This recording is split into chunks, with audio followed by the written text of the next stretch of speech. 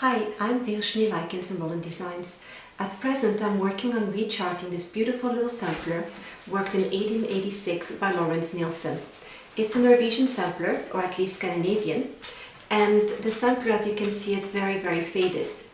And at one point or another, someone had added a backing to it. So I was wondering maybe I could take out the stitches in the back and see what the colors were. Do you want to come with me as we open the back of the sampler? Come on.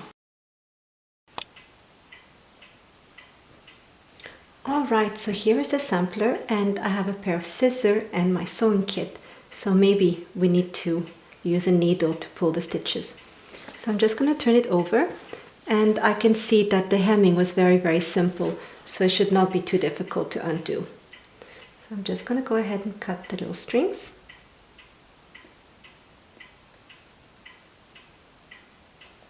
And very gently undo it. Now the backing is nothing, it's not antique. It was someone at one point had used it as a wall hanging, and that is probably the reason why it was faded. Oh, I can already see some colors. How exciting.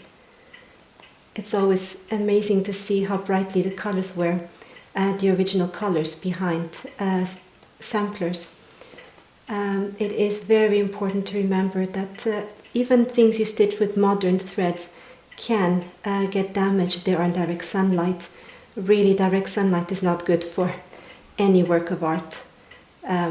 So do remember when you hang up things in your own home or projects you've done, needlework projects, even things that are white can get yellowed by the sunlight. So sunlight is good for plants, but it's not so good for needlework.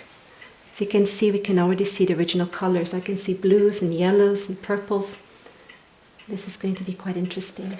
So here, this is going quite easy. It was hand by hand, which makes it very simple. The sampler is not being damaged in any way with my doing this.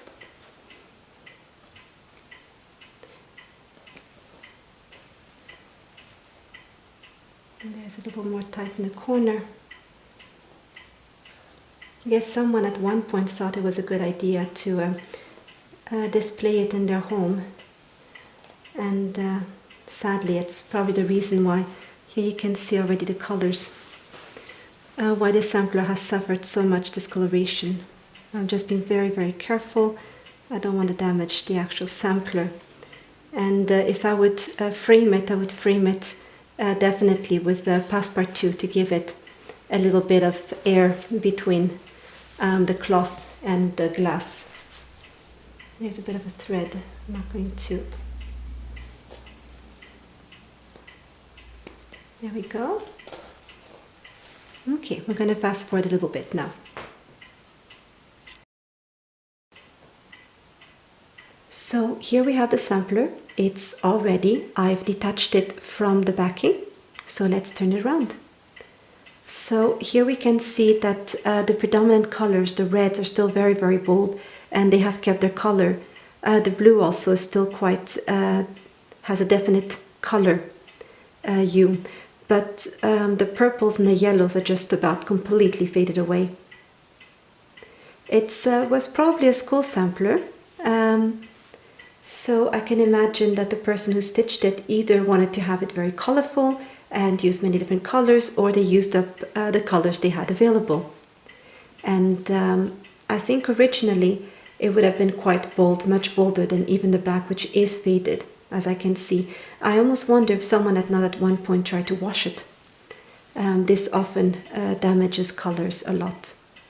But anyway, it's an attractive sampler with different stitches, and I'll be recharting it. And I'm a little curious to know, when it comes to antique samplers like this that are very faded, do you prefer to have them recharted with the original colors as they would have been, or with the faded colors like pastels? So do let me know in the comments. I'm always very curious to know what your preferences are.